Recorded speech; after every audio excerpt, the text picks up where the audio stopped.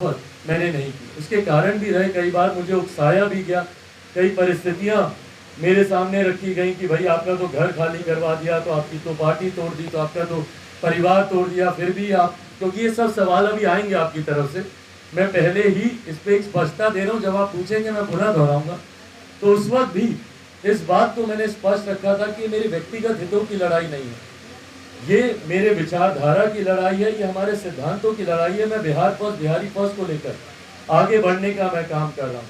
ऐसे में मेरे मुख्यमंत्री की 7 निश्चय नली गली बनाने से भैया बिहार का विकास नहीं होता। हुआ होता तो 18 साल से जो प्रदेश के मुख्यमंत्री हैं उनको आज बिहार को इस बदहाल परिस्थिति में नहीं देखना पड़ता। आज बिहारी जिस परिस्थिति में बिहार में जी रहे हैं, ये आज़ादी के 75 साल के वाला एक राज्य नहीं हो सकता। तो कहीं ना कहीं मुख्यमंत्री जी की गलत नीतियों कि हम लोग खिलाफ रहे।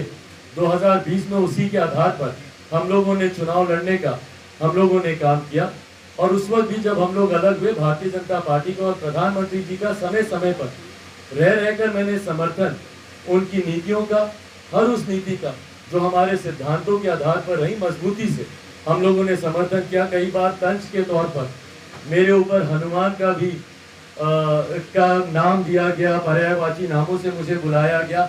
इन तमाम बातों को सहजता से स्वीकारते हुए मैंने कभी इस बात से परहेज नहीं रखा कि मेरा प्रधानमंत्री नरेंद्र मोदी जी के प्रति व्यक्तिगत तौर पर और एनडीए की नीतियों के साथ लोक जनशक्ति पार्टी रामविलास की नीतियों का सहजता के तौर पर एक संबंध हमेशा से रहा है। और उस संबंध को बीते दिनों बिहार में जो उपचुनाव हुए उसमें भी मैंने निभाया। एनडीए से अलग होने के बावजूद भी तीनों उपचुनाव में भारतीय जनता पार्टी के पक्ष में हम लोगों ने प्रचार किया, जिसमें कुर्नी और गोपालगंज की सीट हम लोग जीते। वहीं मोकामा वाली सीट जो वैसे ही बहुत कठिन कही जा रही थी, बट उसका जो एक हार का मार्जिन बड़ा होता, उसको कई हद तक हम लोगों ने सीमित करने का काम किया। उसके बाद निरंतरता में भारतीय जनता पार्टी, क्योंकि तब तक मुख्यमंत्री नीतीश कुमार जी पुनः अपने कार्यशैली के अनुरूप गठबंधन से अलग हो गए थे। बहुत ज्यादा समय तक एक गठबंधन में वो रह नहीं पाते, असहज महसूस करते हैं अपने आप को उस गठबंधन में। वो गठबंधन से अलग हुए। भारतीय जनता पार्टी के कई नेता तब से लेकर अभी तक मेरे पार्टी के तमाम वरिष्ठ नेताओं के संपर्क में रहे। यकीनन हम लोग की कुछ चिंताएं थी, कुछ कंसर्न्स थे, जिसको कई बार कंडीशंस, शर्तों का नाम दिया जाता है। वो कोई शर्तें नहीं थी, वो हम लोग की चिंताएं थी, जिसको हम लोगों ने भारतीय जनता पार्टी के शीर्ष नेतृत्व के समक्ष पिछले दिन मैंने रखा, और उससे पूर्व भी उनके द्वारा उनके तमाम नेताओं के समक्ष उनको रखने का मैंने काम किया।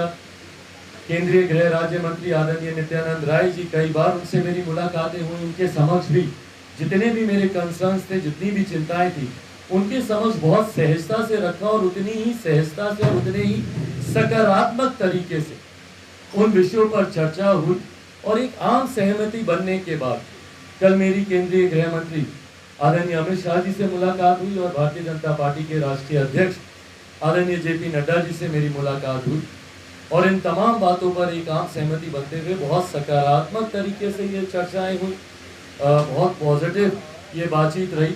और अंतोगत्वा इन तमाम विषयों को मद्देनजर रखते हुए लोक जनशक्ति पार्टी रामविलास के तमाम राष्ट्रीय पदाधिकारी, तमाम राज्यों के हमारे पदाधिकारी, प्रदेश के तमाम पदाधिकारियों से एक आम राय बनाकर चर्चा कर कल लोक जनशक्ति पार्टी रामविलास ने एनडीए में औपचारिक तौर पर पुनः जुड़ने का ये फैसला लिया है।